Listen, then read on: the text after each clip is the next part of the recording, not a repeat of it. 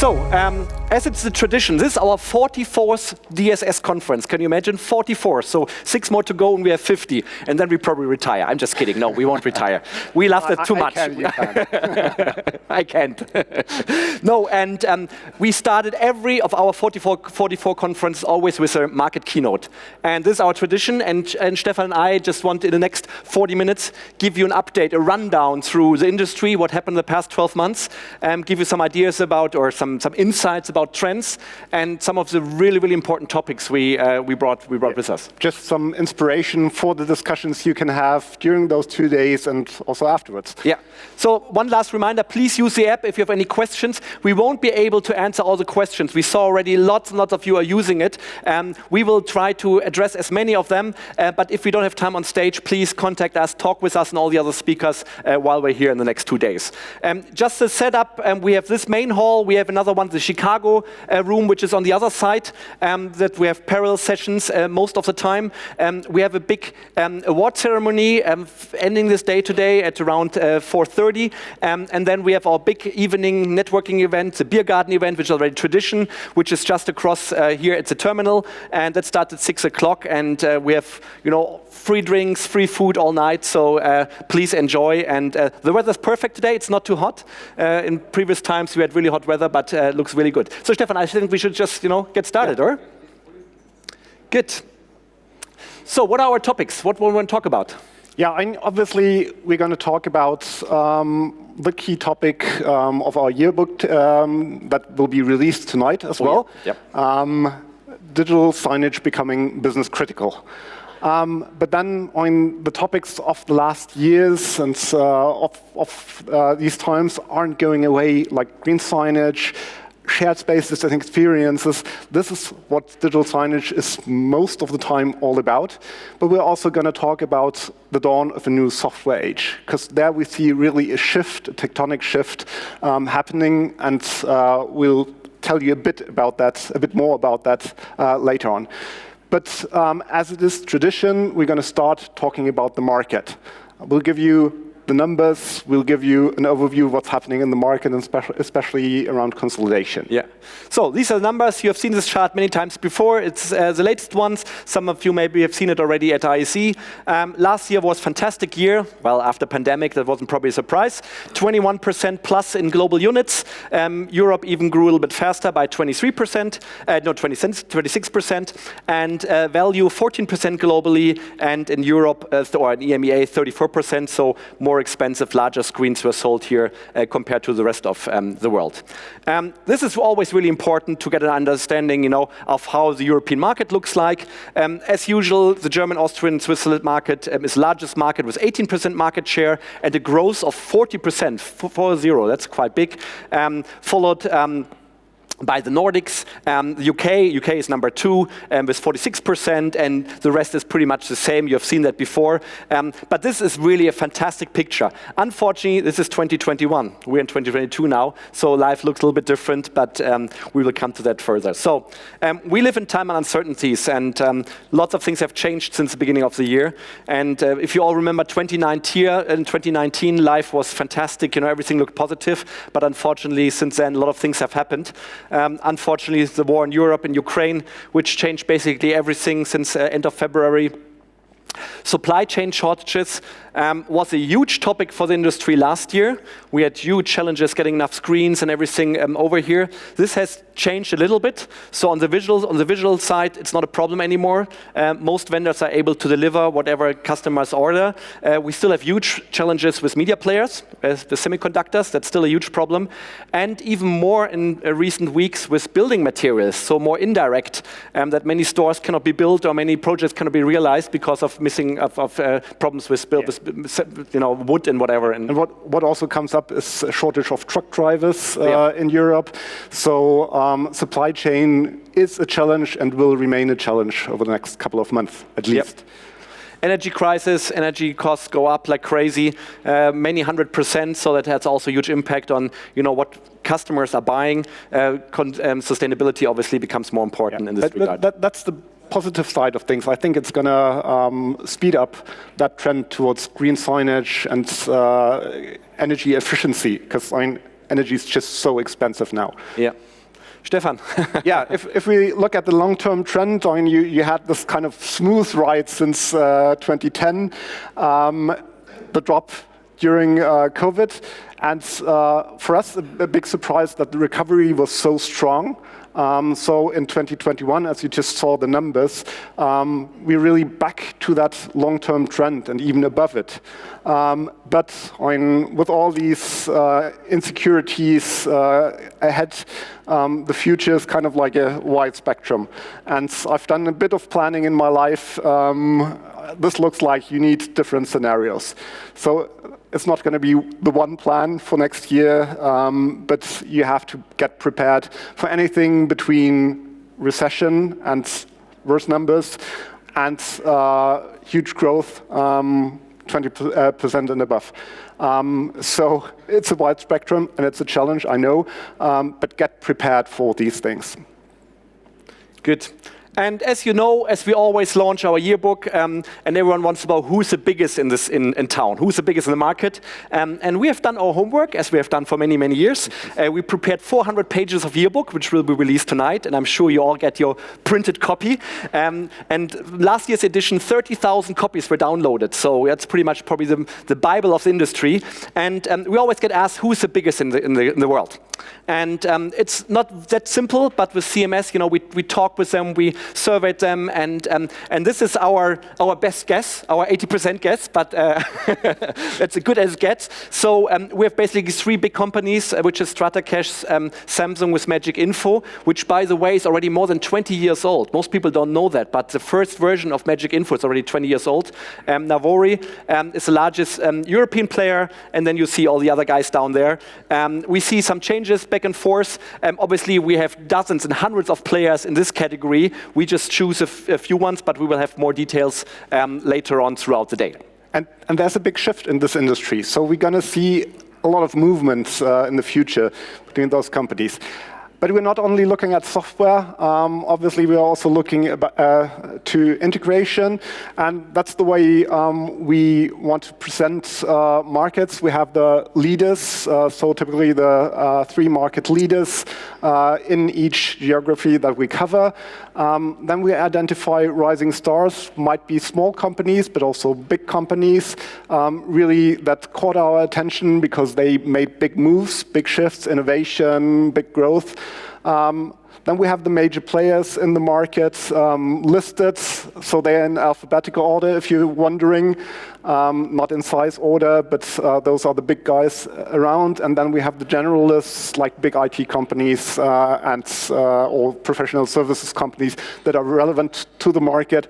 And that's the way we're presenting markets in the yearbook. Exactly. And you will see some bigger changes coming up in this year and next year's editions. Here, for example, we have Treson, M-Cube, and Zeta Display. They are the top three players. But we have also Econocom, which we put as a rising stars because we didn't listed them in the past as one of the major players. And when you look at the total volume, Econocom is not a pure play, obviously, because they're doing a lot of IT leasing and everything. But when you just look at volume, they're the largest player. So this year they're on the rising star list. Next year they're probably number one in the total list because there are more than 100 million in revenues just in digital signage in the main markets. We have Signage OS as a rising star, where Thai sit, I mean, they acquired a lot of companies and they're quite disrupting the market in many ways. And then the other typical guys, Mood Media, Navori, StrataCache, Uniguest, Visual Art, and some of the generalists, some big IT companies mainly, and big platform companies which are really changing the way digital signage is being rolled out. We have done this exercise not only for EMEA, but for all of these markets, and this will all be published in our yearbook this afternoon. So for the first time, we have listing for all of these markets, and you can get some insights, who's the biggest in the market and who's leading. Talking about leading, we have some disruption in the market, right? I mean, we have not only the typical digital signage integrators and AV integrators, but more and more IT integrators, as well as IT departments of big Fortune 500 companies. They decided to do digital signage themselves. Lidl, I'm sure you all know that, the fourth largest supermarket chain in the world, 133 billion euros annual revenue, so they're a little bit bigger than most of the players in this room here. And they just announced, we do everything ourselves. Everything which has a power plug, we do ourselves. We don't need integrators anymore. It's just our business. And they're full of themselves. In the IT department, they're making more than 1 billion revenue just with IT. And they said, in the future, we want to do everything ourselves. Will they be able to do everything? Will they know all the tricks of everything? Most likely not. But we see a trend there. We see more and more of the really big enterprise customers say, maybe we don't need a customer integrator anymore. We do it ourselves. Yeah, we'll have the discussion about Porsche exactly, in a session later today. Yep, and they're big enough, for things like this. M&A transaction, Stefan. Yeah, that's even a bigger number. $6 trillion in M&A last year. Obviously, that's not only digital signage market, would be nice. That's the total market, but it shows just the huge inflow of capital in transactions. If we break that down to more realistic numbers into the digital signage markets, you see up here a couple of the transactions that have taken place recently. Small ones, big ones, vertical integration, lateral moves. So we see basically everything, or M&A in all directions, in all flavors. And the 4 companies here on your right, they are very active. They are in the market, the biggest integrators in Europe, and they are driving this consolidation forward. But as I said, it's also happening in software and in some other areas. Absolutely. But if we look into the future, you all know financial markets are in turbulence, and it's not only because of the war in Ukraine. Many reasons. There's a lot of insecurity in the market, lots of volatility in the market. Rising interest rates. So really interest rate turnarounds, inflation, all these things. And that led to a fall in transaction volume by 30%. Yes. And unfortunately, not only transaction volume, but also valuation, which obviously is also coming down a little bit because the main tech players, the stock markets, they went down by 30%. So obviously, there's also an influence on valuation of digital signage players, unfortunately. That's the way it is. But good thing is there is still capital out there for good companies. It's much harder for these companies like Gorillas. We've seen Zalando here in Germany having trouble to find new finance, or stock prices went down. But for good, profitable companies, there's still a lot of money out in the market. Yeah. So we have 3 key topics which are important for us. And there's not a coincidence that every yearbook covers one of them. So 2 years ago, we had shared spaces. Last year, we talked a lot about green signage, and it's still very, very relevant. And this year, this conference and yearbook, we talk about business critical, because signage really has changed, and so many industries, so many vertical markets cannot live without it anymore.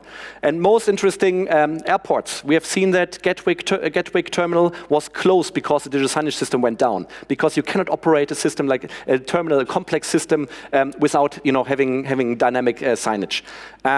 We have gas stations. They are required, mandatory, to show prices. If the thing goes down, they're in deep trouble. We have shop floor. Really, really important shop floor, Stefan. And signage has a special role in shop floor, right? Yeah, it's. You might think it's very easy shop floor. You get dashboards anyhow from your production planning systems or your production management systems, but that's not the case. The information needed on the shop floor comes from different sources, and that's why typically a digital signage software is needed, where you actually put together all these different sources of information and condense it onto one screen. And that's the opportunity for digital signage here. And that's also the reason why we see more and more digital signage being used in manufacturing. Yeah. We have here another example of shop floor QSRs. I mean, we have seen it here. Half a year ago, I went past a restaurant, QSR restaurant here in Munich, and they had a sign: "Our system is, our kiosks are not working. We have to close the restaurant." So that's where we are already. So we're really talking about business criticalness, something which wasn't there before. Drive-throughs are very difficult to operate without screens nowadays. We have these key elements, right, which are really define if something is business critical or not. Yeah, and that's the 5 key elements we identified. And if you want to create a business critical solution, first of all, you have to have deep vertical market insights. Because with a business-critical solution, you become an essential part of the process in which your client operates. And you need to have a deep understanding for that. It's like QSR. You need to understand how a QSR restaurant is operated and how important processes are in preparation. And during lunchtime, where you have to prepare lots of meals, you want to reduce the offering. And if you don't understand things like this, you can't create business-critical digital signage offerings. Then the second element is orchestration and all the way to DXPs. It's the interplay between different digital elements that make them so essential for the businesses. So it can be an order terminal together with a display. It can be different setups. It can be like here, ESL price signs together with advertising. So the interplay of different things with apps, with all these things, which make digital signage solutions business critical. And then if you look into operations, all these business critical applications have one thing in common: they are data driven. They live on data. They use data, either it's customer data or it's operations data, whatever kind of data, and makes that available on a screen and makes this part of the process. And therefore, you need the backend integration. And that doesn't mean just writing an API, but really writing standard APIs and thinking API first. Backend integration in this field is just the key element. And with data handling, obviously, you get into data privacy and IT security topics. When you're handling any kind of customer or staff data, data privacy is essential. And obviously, if you're connecting to backend systems, to payment systems, to order systems and things like this, IT security is a must-have. It's not just an option. And last but not least, as these systems are business critical, they can't fail. Because if they fail, the damage will be much bigger than just a failed digital signage system. And therefore, operations have to be, first of all, the whole setup of the system needs to be failure-proof. And then if something goes wrong, you have to have the management, the operations processes in place so that you can react quickly, which means remote management, active remote management, and operations, and sending out people very quickly if there's no remote solution. So these are the elements that make up a business-critical digital signage solution. Yeah, sorry. I was talking too much, I know. I was a little faster. So we have a special anniversary. Most of you probably don't know, even we had to remind Samsung, they weren't aware of that. It's 10 years since SoC came to market. And I'm sure you all remember the first generation of SoC and said, oh my God, that was really, really terrible. But nowadays, they're very competitive. And one of the main things, and maybe if you looked already through our exhibition, you saw the special showcase we have there with different generations of SoC. So SoC has really changed the market in many, many ways. And SoC is much, much better than its image. And this is a nice photo I found at the press site from Samsung. That's a Samsung lineup from many years ago, obviously. But so no SoC on there. No, you won't find SoC on here, but it's something. So, but in 2012 or 2013, they're really proud of that, and they really said, we really believe we will change the world. And yes, 10 years later, we must say Samsung did change the world, and everyone followed.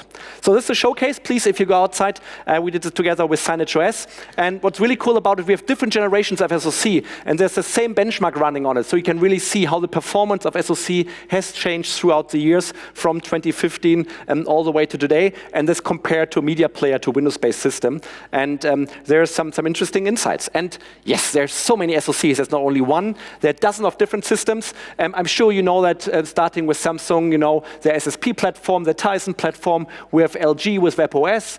We have some players who will use some form of Linux. Then we have Google with Chrome OS. And then we have the huge area of Androids. As you all know, every Android is different. It tastes different. It works different. Unfortunately, that's something you need to consider. So all of these different versions from 4.4 all the way to Android 10, 9, and 10. And then we also have Sony, which has a special Google TV edition, which is also a form of Android, but a little bit different. So you have different SoC systems, and they're very, very successful. Yeah, but a nightmare for everybody who's writing software, I guess. Absolutely, absolutely. Stefan, this is really, really important. Yeah, and this shows the benchmark, as Florian said, together with Signage OS. And first generation was really not up to the standards. But now we've arrived at fourth generation, where for standard applications, SoC systems are delivering everything you need, pretty much. So when you think about really standards, playout of playlist or of content, be it video, pictures, whatever it is, SoC systems are enough. But there are also still many, many reasons to use media players. All the integrators here in the room, they know how it is to operate diverse systems of players, of different softwares, of different operating systems. So there are many, many reasons. Also, touch and interactivity is still not a feature that's supported by SoC. Some special requirements, obviously, software compatibility, as we just saw. It's probably much easier to have one Windows platform than supporting 7, 8, or 10 different operating systems on SoC. Exactly. So we call this the dawn of a new software age. Stefan. What does it mean? This is now really, really important, and we showed some of the slides already in Barcelona 2 months ago, but we got a lot of feedback and we added some more, and for us it's really important because software architecture is changing dramatically. We see a huge transformation from an old and on-premise architecture to cloud-hosted. Most of you offer some form of cloud-hosted things, all the way to a full service, to a full cloud or service cloud-based model. And this is really, really important because we're not only looking at the server and the player part, but also device management and operational system. And Stefan, just give a short introduction about what this slide is really all about. Yeah, this is a representation of the complexity. In the past, everything was pretty easy. You lived in a Windows-based world. Basically, everything was easy. Where we live today, it's this huge complexity you have to manage when you run signage software between the different operating systems and between the different playout channels you're using. And in between, you have these three models. You have on-premise, you have storage cloud-based models, and service cloud-based models. And as the bottom and the top are increasing, you won't be able to support everything in the middle. That's why we think there will be a shift to that integrated cloud-based model here that also integrates the device management layer to untangle all these lines at the top and at the bottom. Yeah, and there's even a future, maybe 10, 15 years from now, which we could add here, which is maybe the future streaming again. Now we say streaming, digital signage is the opposite of streaming. But yes, we have a few discussions where a few people say, maybe in 10, 15 years, we're going back to streaming because bandwidth is available and everything is done on the fly. We're not there yet for a long time, but the next time you hear about streaming and signage, don't say no, start thinking about it. Maybe it has an impact also in our industry. Stefan, but we have a tectonic shift of what the role of software is and what the feature set is and everything. Yeah, and if you look at the dark blue graph here, that's where we are today. That's also supply meeting demand. So if you say, no, my customers don't want anything purely cloud-based, today that might be true, but we see that demand shifting to really modern cloud-based architectures, full cloud-based architectures. And that's going to take maybe 3 to 5 years. But if you think about what it costs and how much time you need to upgrade your software from a legacy system or a cloud-hosted system to a really full cloud architecture, that will also take you probably a year or two, because you have to basically rewrite your whole software architecture and your whole software core. And it's going to be quite a big investment, typically 2 to 4 million. And so the first step, that was easy. Less than a year, less than $1 million. Most of the software companies could make that shift. That second shift is going to be much more difficult. And there are a couple of companies who already made that shift or were born in such a world, so they don't know legacy, they don't know cloud hosted, they were born cloud only, in the APA first, like Ensign, Intuiface made that shift a couple of years ago. Signage Live also always pushing the limit and trying the latest in cloud technologies. But Visual Art just recently actually rewrote their core to be cloud first and cloud only. And then down the line, as Florian said, there might be something else, but this is the next step. You have to come back next year, then we will release it. And this just gives you a little bit, now broken down to the different platforms. We have the server, the player part, we have the device management, and obviously, it's not always everything from one vendor. So they're a mix of different things. When you look at Samsung, for example, they cover everything, but with different solutions. So Magic Info as a CMS, they have their Knox, their Tizen platform. Then you have companies like Telelogos who started, with this world and only moved later onto this one. So you have different ways and there are different changes, but it's really interesting to see. And so for us, it's really not only looking at the CMS part, but all of these 4 layers, or sometimes we even have 5 layers, to really understand, how to manage that challenge. And we will see big shifts in this also in the coming years. Another shift we see, a little bit easier, I like the man with the van photo, because we have huge changes also in the service sector. On-site service costs will rise more than 30% this year for 4 main reasons: inflation in general, rise of minimum wage in many countries, rising energy costs. You all know how expensive gas at the gas station is nowadays, and the lack of truck drivers. 80,000 truck drivers are missing just in Germany alone. So that's a huge topic. So service becomes more expensive. It means more important we have reliable platforms which work, really, really good, so you don't have to send somebody out there. So this is really, really important. So one of the largest trends when you look at hardware, when you look at software, look for reliable, robust systems which really run as long as you want to. Stefan. Yeah, this is just a more detailed view of what we've seen before. But here, we really want to focus on the device management part. As service costs are rising, this is becoming more and more important. And you see it's not just one layer, it's a lot of different elements which are down here in the device management section. Exactly. And what does it look like? This is now the breakdown. This is the ideal world. So if you look at all of these, different subcategories of remote view, remote control, remote execute, diagnostic, analytics, this is the ideal world. Is there any player who offers all of this? No, not even Google Chrome OS, who they say they support 600 different things, but not all of this one. But this is the ideal world. And we did this together with Signage OS, and to be honest, we help you a little bit, because, you won't have that. So we have these different maturity levels to really look at, what are the most important ones, and how does it change throughout the years. So this could be your roadmap. You better take home these slides and discuss this with your development team to really check, are we able to support all of these different features, because we believe they become necessary. You have 5 levels, so 5 years. I'm not sure 5 years, but 2-3 years you probably have to follow up on this one. But we believe this becomes really, really, really relevant, because we have more and more customers out there who are using mixed software, mixed networks, and remote management is essential for that. Stefan, that was our, we know it's not very easy to listen to us, but I promise you we have much more pleasing, much more interesting things than we do with our technical charts.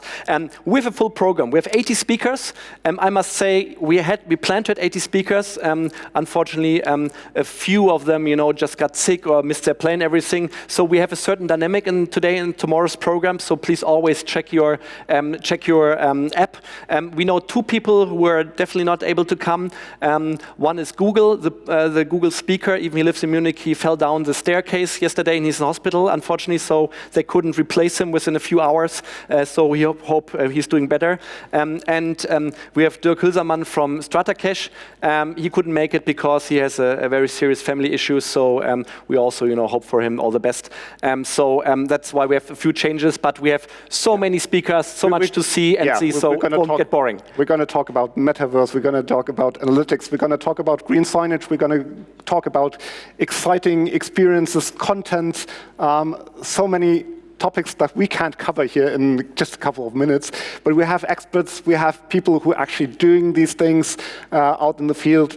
great examples, so really looking forward to the program for today and tomorrow. And just a quick outlook to our keynote tomorrow morning. So the themes we haven't covered today, all around innovation, sustainability, that's going to be covered tomorrow morning. Experience, a lot of experience. Yeah. And talking about experience, this is, well, Stefan, first, thank you. Thank you.